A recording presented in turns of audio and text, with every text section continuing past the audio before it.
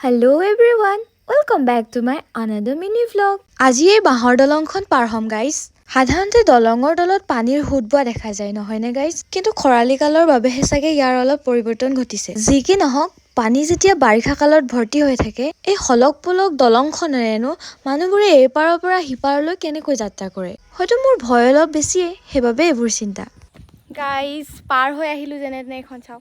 আৰু এইখনে হৈছে গাঁওখনৰ ত্ৰিফুকজান, অৰ্থাৎ ত্ৰিফুক নৈ বুলিও কোৱা হয়। আৰু ইয়াত গাঁওখনৰ মানুহে মাছ ধৰে।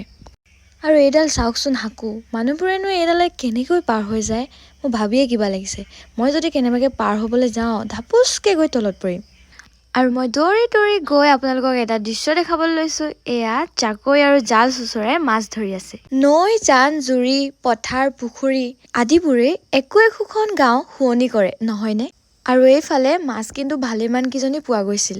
এইজনী আমাৰ মৰমৰ ফুল, মাছ কিন্তু বেলেগে ধৰিছে আৰু তাই বাল্টিটো লৈ ঘৰলৈ দৌৰিছে।